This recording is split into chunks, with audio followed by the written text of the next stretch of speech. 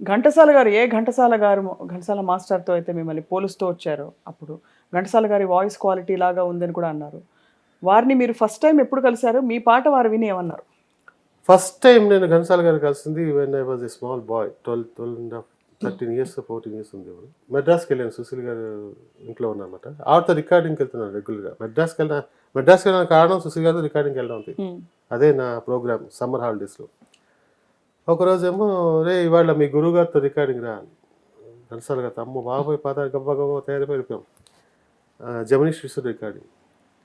'శ్రీకృష్ణ విజయం' పాట పిక్చర్‌కి పెండ్యాల నాగేశ్వర గారు. సో, లోపట సింగర్స్ రూమ్‌కి వెళ్ళేసరికి మాస్టారు వీడు నా అక్కయ్య గారి కొడుకు రామకృష్ణ వాడు మీరంటే ప్రాణం ఇలా అంటే ఇలా చూశాను. చాలా సంతోషం బాబు. ఏం చేస్తున్నావు? చదువుకుంటున్నావు ఇలా అన్నాను. తలపా కట్టుకొని మామూలు కద్దరు జుబ్బేసుకొని ఆ సాంగ్ ఇంకా నాకు గుర్తు.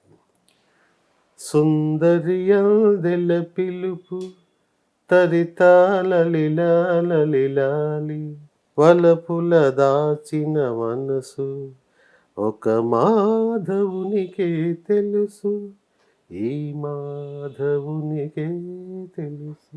మీ గొంతు వికసించాక ఆయన బాణీ పాడుతున్నారు మీరని గ్రహించి ఏమన్నా ఫీడ్‌బ్యాక్ ఇచ్చిన సందర్భం ఉందా? 70స్‌లో 72లో నాగేశ్వర గారు చెప్పారు నాకు. తుకారంలో పాడుతున్నప్పుడు మాస్టర్ గారు వచ్చేట్టుగా నాగేశ్వర గారి ఇంటికి. ఏంటి బాబు ఎన్ని సంవత్సరాల నుంచి నేను నీకు వాయిస్ పాడుతున్నాను. ఇప్పుడు నువ్వు నన్ను కాదని ఎవడో రామకృష్ణతో పాడించుకోవడం న్యాయమా అని అడిగేట ఆయన అడిగారని చెప్పారు. నాగేశ్వర గారు. ఆయన ఓపెన్గా చెప్పేశాను నాగేశ్వర గారు. ఇలా అన్నారు రామకృష్ణ, నేను చాలా ఫీల్ అయ్యాను. నేను చెప్పాను మాస్టర్ మరి మీ ఆరోగ్యం సహకరించడం లేదు కదా, మరి అదే కొంచెం చేయాల్సి వచ్చింది. లేదు నాన్న వాడు చాలా బాగా పాడుతున్నాడు, నా పట్లని పట్టాడు, మంచి వాయిస్ ఎన్నుకున్నాను నాన్న, బాగుంది వాయిస్, నేను విన్నాను వాడి పాటలు అన్నారు. అదే ఘంటసాల గారు చాలా పాటలు నాకు ఇప్పించారు మా. Can you believe?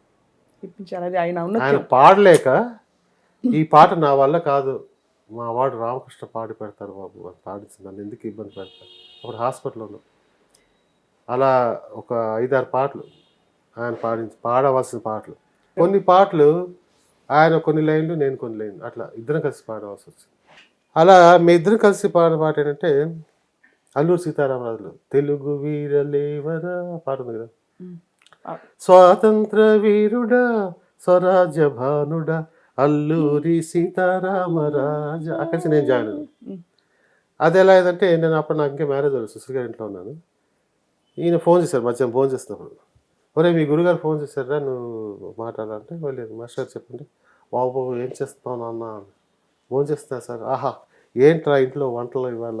ఇలా కొబ్బరికాయ పచ్చడి, బంగాళదుంప వేపు, సాంబార్ చేశాను. నాన్న ఇక్కడ ఆదినారాయణ నా ప్రాణం తోడేస్తున్నాడు రా, నా వల్ల కావట్లేదు, కొంచెం సాయం చేయరా బాబు, 4 లైన్లు వచ్చి పాడి పెట్టా. తప్పు ఇంకా వెంటనే చేయగలుగుతాను, రెడీ అయిపోతున్నాను. మళ్ళీ ఫోన్ చేశారు. ఒరే వస్తున్నప్పుడు కొంచెం ఆ పచ్చడి మెతుకుని తీసుకురా డబ్బాలో కలిపి. సో ఇటువంటి ఇన్సిడెంట్స్ ఒక ఒక I can't forget in my life time. తర్వాత వెళ్ళాక ఆయన లలితా సహస్రం చదువుతున్నారు. బాబు తీసుకొచ్చాను సార్ డబ్బాలు. ఆహా అని చెప్పి పక్కన పెట్టుకొని వెళ్ళి చూడరా నన్ను పాడాను. అయిపోయాక పేమెంట్ ఇచ్చారు పాడబాయి. నాన్న ఎంతరా ఇచ్చారు పేమెంట్? ఇచ్చారు మాస్టర్. ఆయనతో ఏం చెప్తాం మనం, ఇచ్చారు కదా తీసుకున్నా సార్. ఇలా ఏరా నాకు చెప్పకూడదా, ఏ బలివారు సార్ అని చెప్పి కవర్ ఆయనకి ఇచ్చాను. నేను తీస్తే 500. ఒరే యాది అనిపించారు 6.5 మాస్టర్ ఏంట్రా వాడికి ఎంత ఇచ్చావు పేమెంట్? 4 లైన్లే పాడాడు, 500 ఇచ్చాను. ఆయన శాస్త్రి సార్ అన్నాడు నాకెంత ఇచ్చావు పేమెంట్? అప్పట్లో ఆయన 1000 రూపాయలు ఇచ్చాను, వాడు కూడా 1000 రూపాయలు. వాడు వచ్చి పాడపోతే ఇవాళ రికార్డింగ్ అయ్యేది కదా, రేపు నీకు షూటింగ్కి వచ్చేది కదా. నా మాట మీద గౌరవంతో వాడు వచ్చి స్పాట్ వచ్చి పాడించాడు, వాడు కూడా 1000 రూపాయలు. అప్పటికే మీరు యువర్ ఎన్ ఎస్టాబ్లిష్డ్ సింగర్.